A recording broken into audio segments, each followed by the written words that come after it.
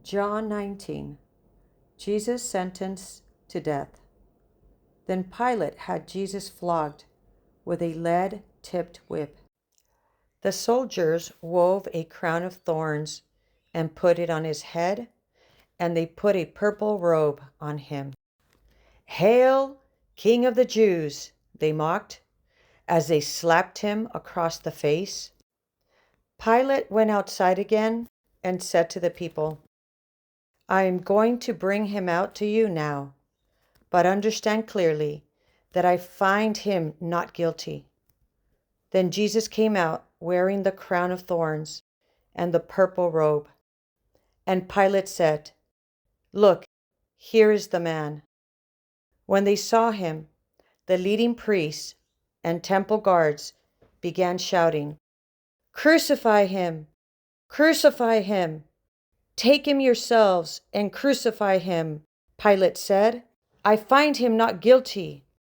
The Jewish leaders replied, "By our law, he ought to die, because he called himself the Son of God." When Pilate heard this, he was more frightened than ever. He took Jesus back into the headquarters again and asked him, "Where are you from?" But Jesus gave him no answer. "Why don't you talk to me?" Pilate demanded.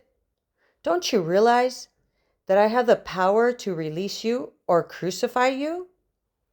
Then Jesus said, "You would have no power over me at all unless it were given to you from above.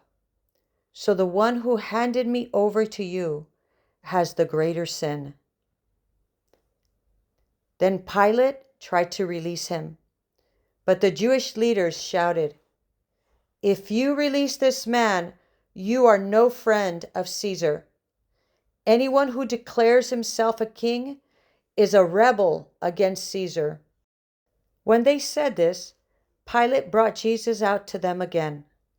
Then Pilate sat down on the judgment seat on the platform that is called the stone pavement, in Hebrew, Gabbatha. It was now about noon on the day of preparation for the Passover. And Pilate said to the people, "Look, here is your king." "Away with him!" they yelled. "Away with him! Crucify him!" "What? Crucify your king?" Pilate asked. "We have no king but Caesar," the leading priest shouted back.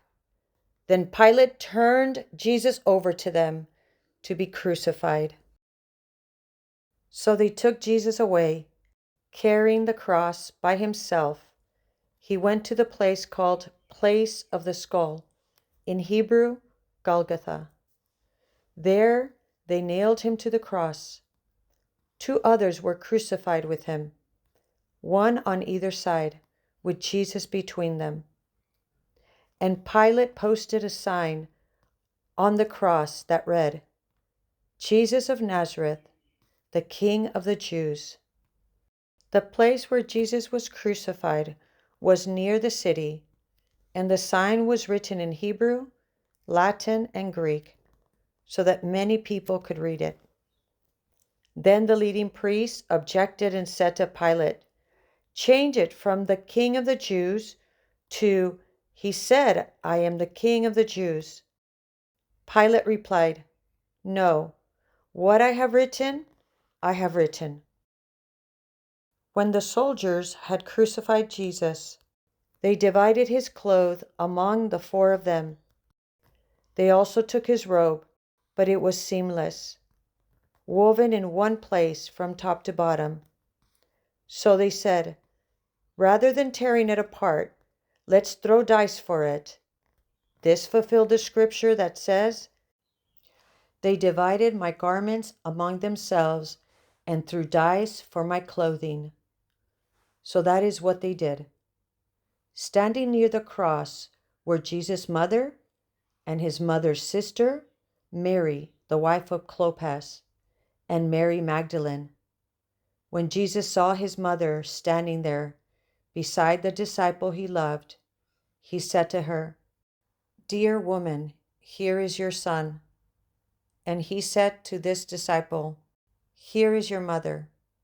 And from then on, this disciple took her into his home. Jesus knew that his mission was now finished, and to fulfill Scripture, he said, "I am thirsty." A jar of sour wine was sitting there, so they soaked a sponge in it, put it on a hyssop branch, and held it to his lips. When Jesus had tasted it, he said, "It is finished." Then he bowed his head and released his spirit. It was the day of preparation, and the Jewish leaders didn't want the bodies hanging there the next day, which was the Sabbath, and a very special Sabbath, because it was the Passover.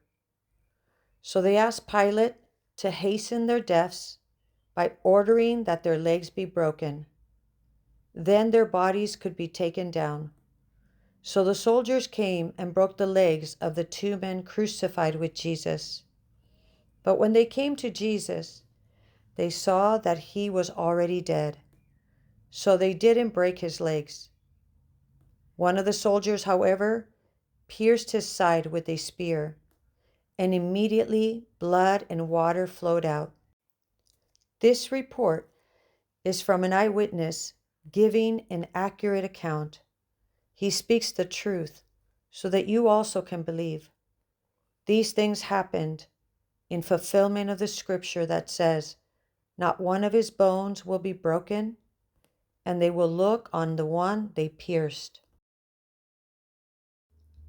Afterward, Joseph of Arimathea, who had been a secret disciple of Jesus, because he had feared the Jewish leaders, asked Pilate for permission to take down Jesus' body. When Pilate gave permission, Joseph came and took the body away. With him came Nicodemus, the man who had come to Jesus at night. He brought about 75 pounds of perfume ointment made from myrrh and aloes. Following Jewish burial customs, they wrapped Jesus' body with spices in long sheets of linen cloth. The place of crucifixion was near a garden where there was a new tomb never used before. And so, because it was the day of preparation for the Jewish Passover, and since the tomb was close at hand, they laid Jesus there.